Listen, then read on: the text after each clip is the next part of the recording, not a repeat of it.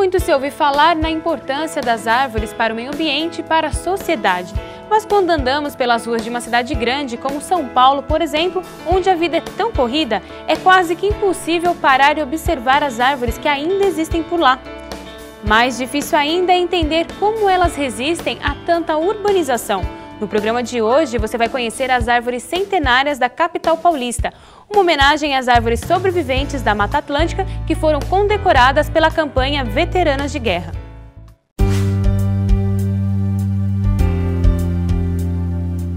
São Paulo é o dinâmico resultado da demolição e reconstrução de sucessivas cidades em pouco mais de um século. Neste curto espaço de tempo, a cidadela com 30 mil habitantes tornou-se a metrópole com 20 milhões de moradores e sua natureza praticamente desapareceu. Originalmente muito rica em biodiversidade, São Paulo apresentava extensas florestas de Mata Atlântica, araucárias, cerrados e várzeas que formavam uma paisagem única. Durante o processo de urbanização, a vegetação ancestral foi aos poucos eliminada e substituída por espécies de origem estrangeira, motivação cultural que acarretou na extinção em massa da fauna e flora nativas e a situação atual de 80% da vegetação urbana ser de origem estrangeira, ou seja, exótica. Mesmo com esse grave quadro ambiental, alguns exemplares da Mata Atlântica alcançaram nossa época. Resistiram a gerações de interesses contrários, loteamentos e aberturas de ruas e avenidas que poderiam em poucos minutos acabar com sua história, assim como aconteceu a inúmeras outras que não pudemos conhecer. Árvores da Mata Atlântica sobreviventes em condições tão adversas podem ser consideradas monumentos vegetais e históricos paulistanos. Um patrimônio ambiental que representa uma imensa herança não reconhecida. Muitas dessas árvores estão ameaçadas pelo descaso, poluição e idade avançada e são sobreviventes de populações quase ou extintas e detentoras de genética única resultante de centenas de anos de mudanças com o clima, solo e biodiversidade local. Hoje precisam ser valorizadas, tombadas e reproduzidas para sua perpetuação e repovoamento na cidade de São Paulo. O meio ambiente urbano deve ser uma prioridade no século XXI, o século das cidades.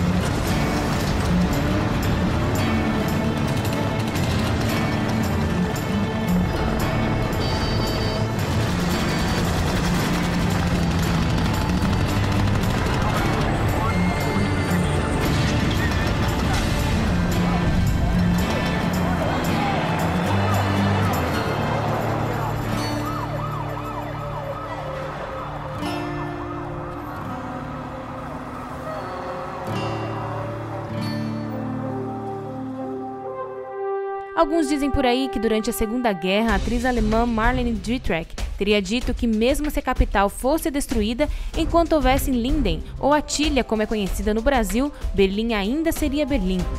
Já a vegetação de São Paulo não se caracteriza pela grande homogeneidade como algumas cidades europeias, nem por maciços heterogêneos, como no caso do Rio de Janeiro, que possui a maior floresta urbana do mundo. Na capital paulista é necessário usar uma lupa para encontrar manchas verdes no mapa. Na cinza periferia, as copas aparecem em poucas manchas agrupadas.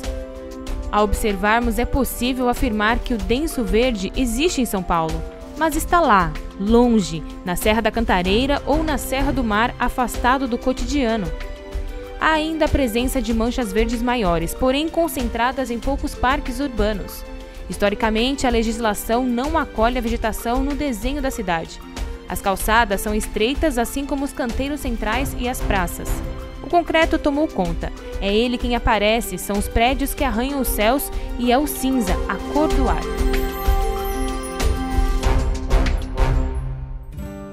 Originalmente coberta 100% pela vegetação da Mata Atlântica, a cidade de São Paulo possui hoje apenas 17,5% do bioma em seu território. A perda do verde na capital paulista aconteceu sobretudo por conta da urbanização desordenada e para chamar a atenção dos cidadãos para isso, a Fundação SOS Mata Atlântica lançou a campanha Veteranas de Guerra. Com a consultoria de Ricardo Cardim, biólogo ambientalista e fundador da Associação Amigos das Árvores de São Paulo, a ONG escolheu 20 das mais antigas árvores da capital paulista para serem condecoradas por resistirem às ações do homem. As plantas espalhadas por diferentes regiões de São Paulo receberam medalhas de honra e placas de bronze em agradecimento aos serviços prestados à população. E o biólogo nos conta como surgiu essa ideia. Essa campanha surge primeiro a partir da percepção de que hoje todo mundo fala em meio ambiente, mas o meio ambiente urbano ainda é uma coisa distante das pessoas, né? O que é estranho, porque se a gente pensar que a maior parte dos brasileiros hoje estão nas cidades, né? E a gente ficar conectado com o meio ambiente como uma questão da Amazônia, uma questão de geleiras, uma questão de foca, golfinho, enfim, coisas que não fazem parte do cotidiano da maior parte dos brasileiros. Então a ideia qual foi? Valorizar a questão ambiental urbana. E lembrar também que as cidades, né, brasileiras já foram locais naturais e que tiveram uma natureza riquíssima, como é a biodiversidade brasileira. Então, para isso, nada melhor do que São Paulo, que é a maior capital do país, a maior cidade do país, e lembrar o que foi o histórico de São Paulo antes dela ser essa selva de pedra. E aí, como eu já tinha uma pesquisa muito intensa nessa questão da vegetação de São Paulo, da história, da cultura da cidade relacionadas a essa natureza ancestral, eu tinha um levantamento com essas árvores antigas da cidade que sobreviveram à urbanização da cidade. E aí, aliado à ONG SOS Mata Atlântica e à agência de publicidade FNASCA, essa campanha surgiu. Foram poucas as árvores que sobraram em São Paulo e ainda houve alguns critérios para a árvore ser considerada uma veterana de guerra. Primeiro é que ela fosse nativa, ou seja, que ela fosse nativa da Mata Atlântica, que era a vegetação original de São Paulo. Segundo, era desejável que ela tivesse nascido numa época que São Paulo ainda era rural e a cidade cresceu à sua volta. E a cidade acabou, diríamos, ilhando essa árvore, né? Então, ela é uma veterana de guerra. Por que veterana de guerra, né? Porque houve uma guerra realmente que destruiu toda essa natureza de São Paulo e essas árvores que sobreviveram são veteranas dessa guerra, né? As únicas sobreviventes dessa antiga mata, né? Que já foi pujante, que já foi muito exuberante aqui em São Paulo. Dentre as 20 escolhidas, encontram-se árvores que estão em diversos estágios de conservação. Existem desde árvores abandonadas que correm um sério risco de desaparecer em breve, como também árvores preservadas com ótima saúde, localizadas em lugares de acesso público ou conhecidos. Nenhuma delas está identificada como preciosidade ambiental que é e valorizada, né? Essas árvores, se eu estivesse na Alemanha, essas árvores poderiam fazer parte de um turismo ambiental pela cidade, seriam consideradas monumentos históricos e ambientais da cidade, teriam um roteiro, tudo, né? É que no Brasil, infelizmente, isso não existe ainda como uma cultura não só da população, mas principalmente do poder público.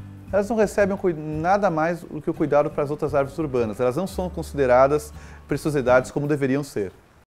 Nossa equipe correu às ruas de São Paulo para encontrar algumas dessas centenárias. A primeira parada foi na Praça Coronel Fernando Prestes, na Luz, centro da capital paulista.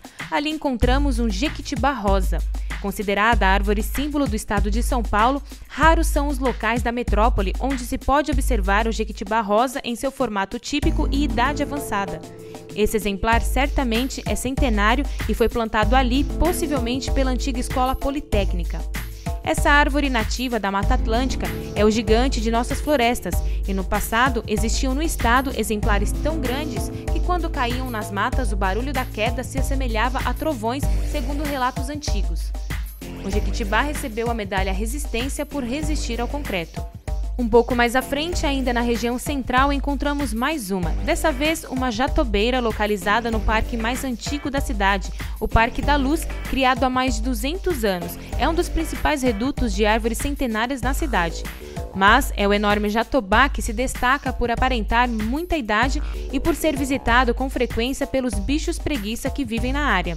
Nativa da Mata Atlântica paulistana, era de árvores como essa que os índios habitantes de São Paulo, na época da fundação, tiravam a casca para fazer suas canoas e navegar por rios ainda límpidos, como o Tamanduateí e o Tietê. O jatobá ganhou a medalha Soberania por sua imponência. Na Praça Salim Faramaluf, já na região sul da capital, encontramos o cambuci de Santo Amaro. Frederico Rone, o botânico fundador do Jardim Botânico de São Paulo, considerava o cambuci a árvore símbolo da cidade. Produtora de frutos perfumados e saborosos que lembram o formato de um disco voador, essa árvore está intimamente ligada à história paulistana, a ponto de ter nomeado um bairro e rio, hoje canalizado. O cambuci é uma espécie da Mata Atlântica que tinha sua principal região de ocorrência nativa, onde atualmente está a metrópole paulistana, e participou no passado dos pomares e da gastronomia local em diversas receitas. Infelizmente, hoje é raridade encontrar um cambuci adulto na cidade de São Paulo, e a espécie pode ser considerada praticamente extinta do seu berço original. O exemplar de Santo Amaro é aparentemente o mais idoso vivente em toda a região urbana, remanescente de um pomar muito antigo no centro histórico do bairro e, embora atualmente esteja em uma praça recém-reformada, não teve o reconhecimento e cuidados merecidos como a raridade que é. Essa árvore recebeu a medalha de bravura por sobreviver bravamente por anos e anos. Uma importante sobrevivente da antiga Mata Atlântica que recobria boa parte da região de Santo Amaro até as margens do Rio Pinheiros. Essa é a copaíba. Com copa e tronco de grandes proporções, essa centenária e bela árvore nativa nasceu dentro da floresta e hoje resiste em meio a uma escola na zona sul de São Paulo, acompanhada de outras árvores remanescentes. Sua importância como patrimônio ambiental da metrópole deveria ser, segundo especialistas, ser mais divulgada. Essa copaíba recebeu a medalha Superação por ter superado maus tratos e intervenções humanas. Agora imagine uma árvore com um assoalho enorme formado pelas raízes, onde cabem dezenas de pessoas deitadas embaixo da sua copa. Essa é uma das principais características do ceboleiro existente no viveiro Manequinho Lopes, no Parque do Ibirapuera, uma árvore antiga, provavelmente com mais de 80 anos. No passado, quando ainda havia grandes extensões de Mata Atlântica no estado de São Paulo, os agricultores pioneiros, ao procurar terras para plantar, observavam se ocorriam certas espécies de árvores na composição da mata. O motivo é que essas espécies eram consideradas padrão de terra boa para culturas, e o produtor confiava na presença delas para a escolha do terreno acertado para futuras boas colheitas. Uma dessas árvores é o ceboleiro nativo da Mata Atlântica. Nas derrubadas, essas árvores eram geralmente poupadas, pois davam um atestado de qualidade para a fazenda, algo como o selo da Organização Internacional para a Padronização, o ISO, que existe hoje. Muitas fazendas de café no interior do estado ainda possuem velhos ceboleiros e paus de alho, outra espécie também indicadora, em volta dos casarões e isolados nas plantações, onde testemunham essa época de desmates. O ceboleiro recebeu a medalha Bravura por também sobreviver por anos e anos. Já quem vê os belos e tortuosos troncos cheios de nódulos e marcas das grandes e velhas canelas é remetido às antigas árvores dos contos de fadas. Espécie típica da Mata Atlântica paulistana, a canela é árvore de grande porte e longevidade e está ligada à história da cidade de São Paulo. No passado, os bandeirantes preferiam a madeira das canelas para erguer suas casas e pontes devido à sua grande durabilidade. Prova disso é que as madeiras de canelas que viveram séculos atrás ainda são parte de construções da época na cidade. Na Praça Buenos Aires, na Avenida Angélica, existem diversas canelas centenárias, do tempo da inauguração do local, que trazem a raridade do uso na época de espécies nativas para arborização e paisagismo. Essa árvore recebeu a medalha Força devido à força de suas raízes e tronco. Dentre as mais importantes árvores, o biólogo descreve a mais antiga ainda existente na capital.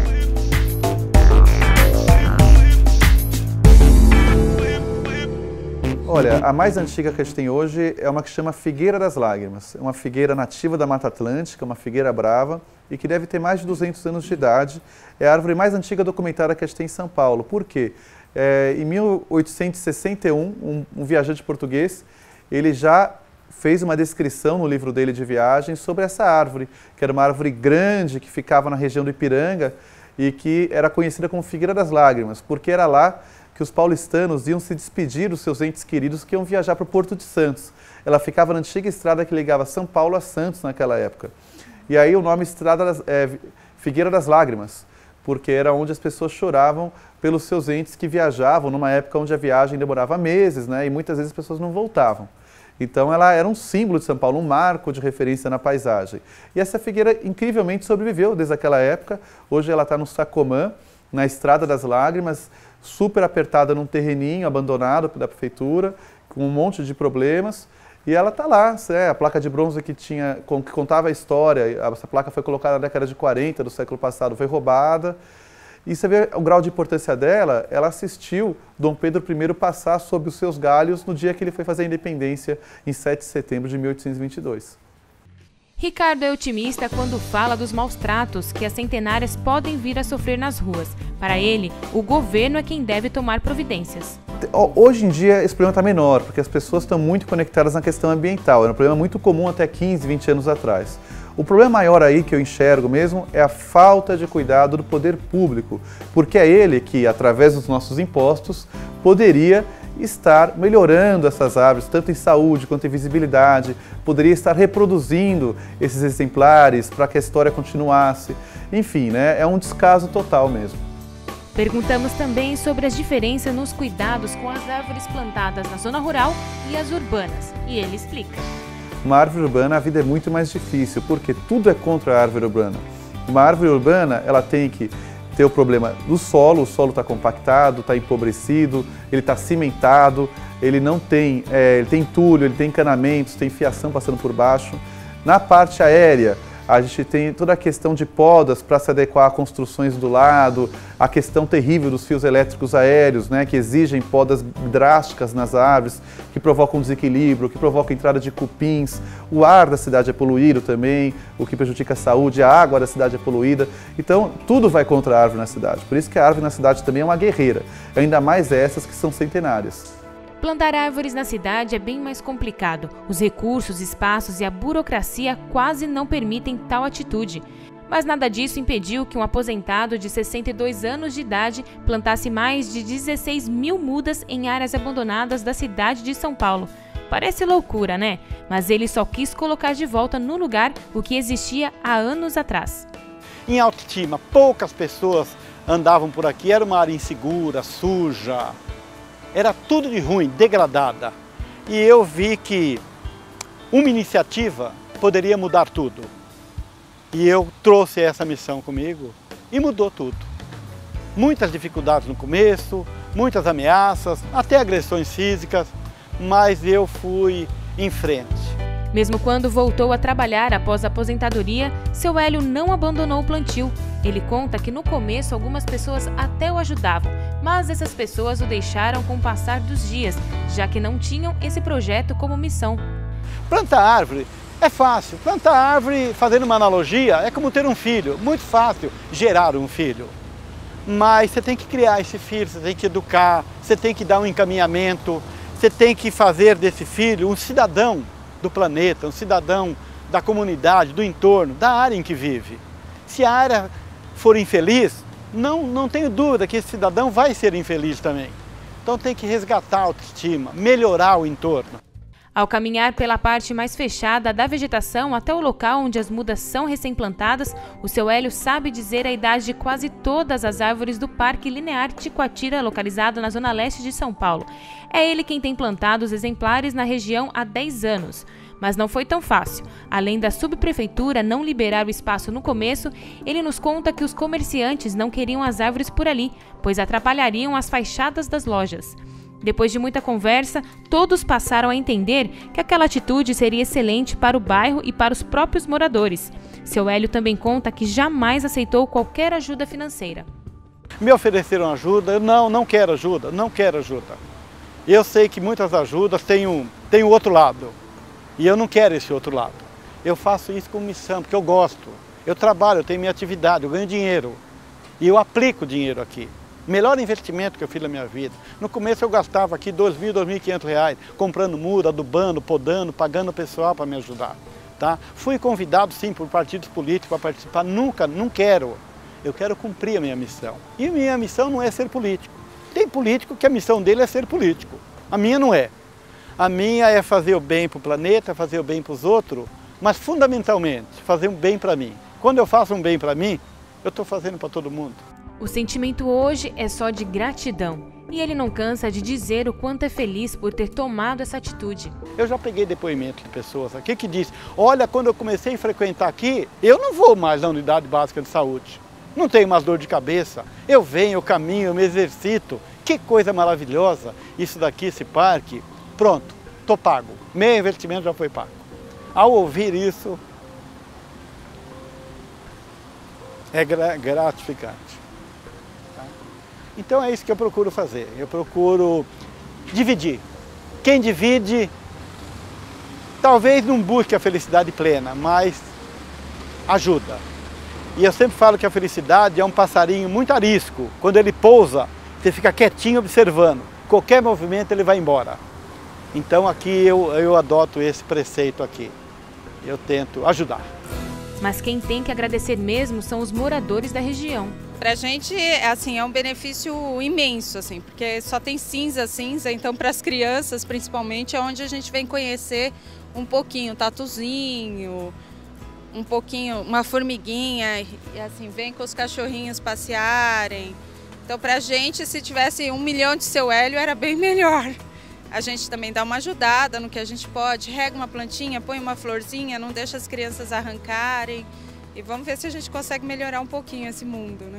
Eu acho a área fantástica, eu venho sempre caminhar aqui e acho a iniciativa de um cidadão plantar, enfim, tanta muda, só tenho a agradecer, porque a gente usufrui de um esforço de uma pessoa. Eu não sei exatamente qual foi o esforço dele, mas eu já vi várias vezes ele acompanhado de outras pessoas ajudando a plantar todas essas árvores aqui. Acho fantástico, sinceramente acho fantástico.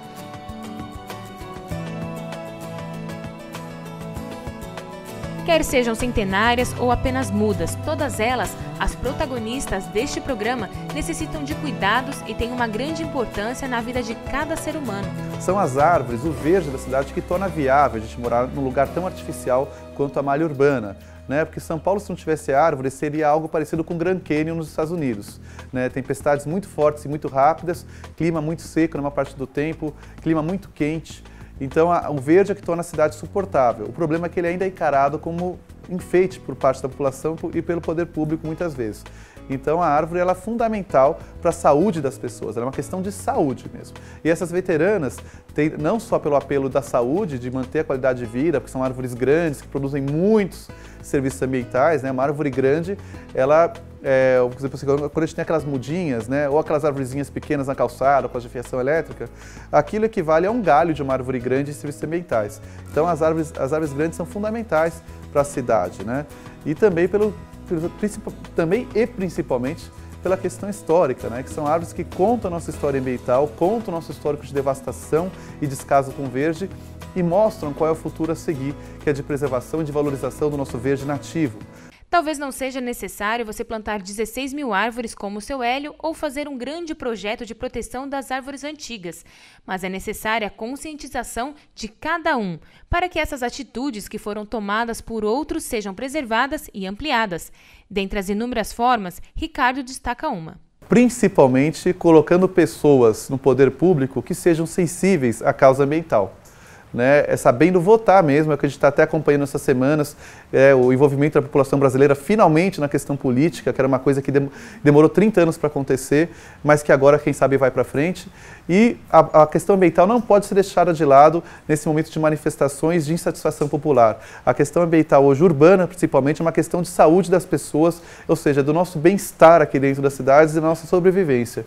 Então, se a gente coloca pessoas no poder público que são preocupadas com o verde urbano, que entendem a importância dele, a gente não vai ter atrocidades como essa das 20 árvores mais antigas de São Paulo estarem abandonadas.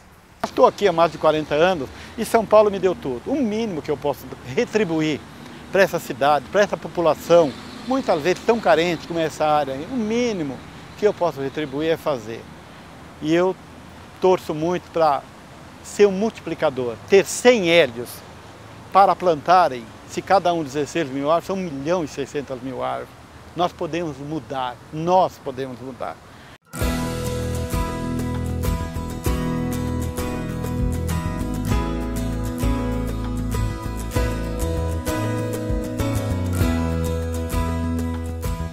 Muito legal, né, gente? Saber que é possível ajudar a natureza. E chegou a hora de revelarmos o vencedor da promoção do Dia dos Pais. E quem vai levar para casa todos esses presentes é o papai Fred Canguçu de França.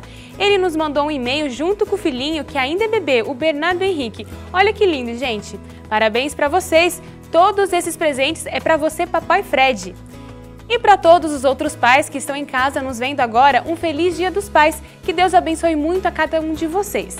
O Novo Campo fica por aqui. Esse e outros programas você pode rever em nosso blog, novotempo.com/novocampo ou em nossas redes sociais. Curta a nossa página do Facebook. Acesse agora facebook.com/novocampo ou nos siga no Twitter.